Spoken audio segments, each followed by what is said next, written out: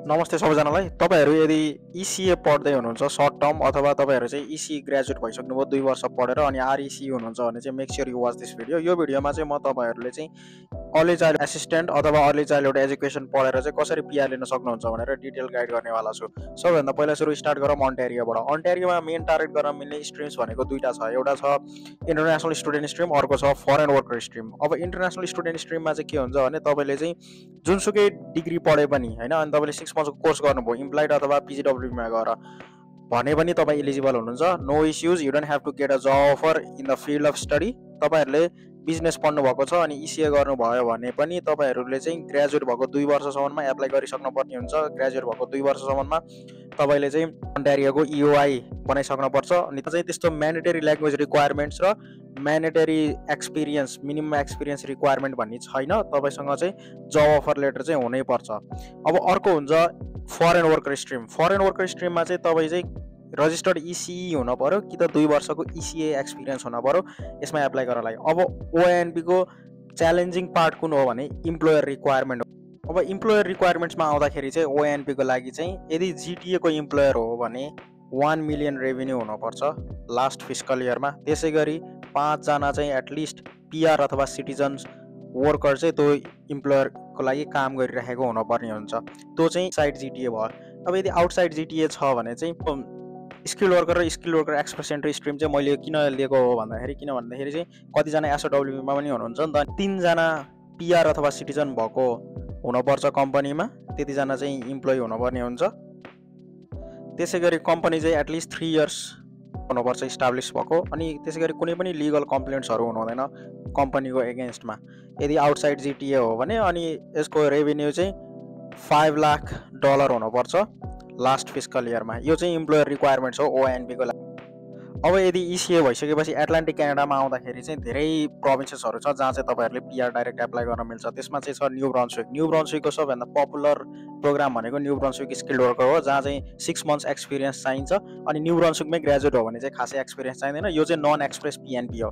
तर न्यू ब्रन्सविकमा अर्को एउटा प्रोग्राम छ, त्यसलाई भनिन्छ न्यू ब्रन्सविक एक्सप्रेस एन्ट्री, जसमा चाहिँ 1 इयरको कन्टिन्युस एक्सपिरियन्स चाहिन्छ न्यू ब्रन्सविकमा, जुन चाहिँ तपाईँले इसिएको नक कोड 42202 काम गरेर गेन गर्न सक्नुहुन्छ अन पिजिडब्ल्युपी।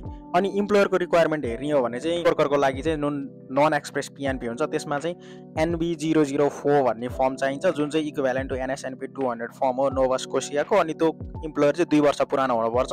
त्यसै गरी न्यू ब्रन्सविकमा चाहिँ इम्प्लोयरको भ्यालिड रजिस्ट्रेसन हुनुपर्छ है त, so that they can hire foreign workers. अब अर्को आउँ नोभा स्कोसिया।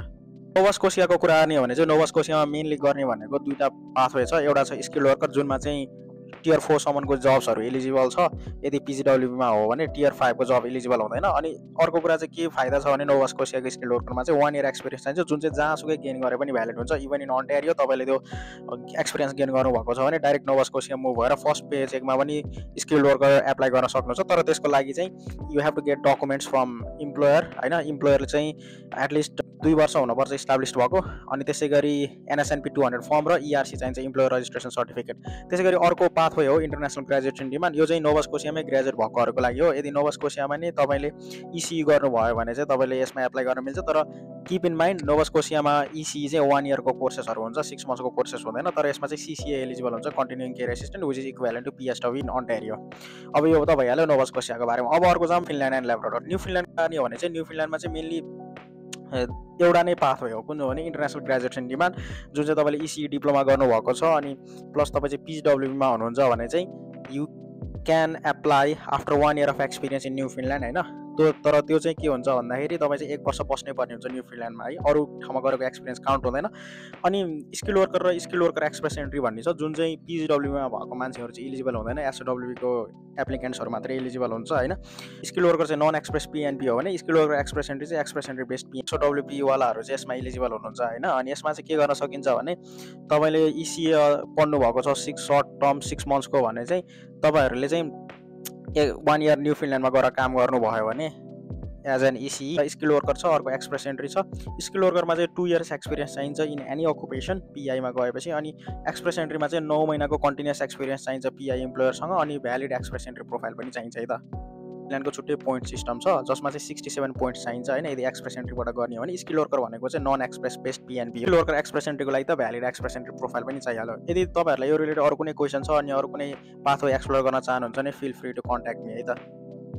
अब आरसिआइपीको कुरा गर्ने हो भने चाहिँ आरसिआइपी कम्युनिटीमा गएर तपाईँले काम गर्नुभयो भने चाहिँ तपाईँले चाहिँ you don't technically need 1 year of work experience, किनभने आरसिआइपीमा चाहिँ तपाईँहरूले आफ्नो पुरानो एक्सपिरियन्सलाई पनि काउन्ट गराउन सक्नुहुन्छ। जस्ट लाइक आइआरसिसीको वेबसाइटबाट मैले लिएको यो टेबलमा चाहिँ के भनिएको छ भने यदि तपाईँको जब अफर चाहिँ 2 मा छ भने, जस्तै नक कोड 2 हो नि त, इसिए अथवा इसिईले गर्ने नक कोडको टियर क्याटेगोरी, यदि टियर क्याटेगोरी 2 मा छ भने तपाईँले काम गर्ने एक्सपिरियन्स रिक्वायर्ड चाहिँ 1 2 3 4 जुनको भयो नि काउन्ट हुन्छ। सो ह्याभिङ सेड द्याट तपाईँले आरसिआइपी एरियाभन्दा अरू भएर पनि तपाईँले टियर 1 2 3 4 मा एक्सपिरियन्स गेन गर्नुभएको थियो भने you can make it count होइन फर एप्लाइङ आरसिआइपी। तर त्यसको लागि चाहिँ तपाईँले कम्युनिटी रेकमेन्डेसन पाउनुपर्ने हुन्छ अनि जुन कम्युनिटीमा बस्दै हुनुहुन्छ त्यसको रिक्वायरमेन्ट्सहरू फुलफिल गर्नुपर्ने हुन्छ है।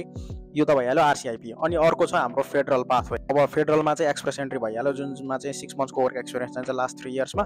अर्को हुन्छ एआइपीमा चाहिँ लास्ट 5 इयर्समा 1560 आवर्स चाहियो। एआइपीको पनि सिमिलर टु आरसिआइपी त्यस्तै गरी इक्विभ्यालेन्सी टेबल छ अनि तपाईँले चाहिँ अरूमा गरेको एक्सपिरियन्स पनि काउन्ट गर्न सक्नुहुन्छ। तर एआइपी चाहिँ इम्प्लोयर ड्रिभन हो, इम्प्लोयरले नै तपाईँको इन्डोर्समेन्ट चाहिँ प्रोभिन्समा एप्लाई गरिदिनु पर्ने हुन्छ।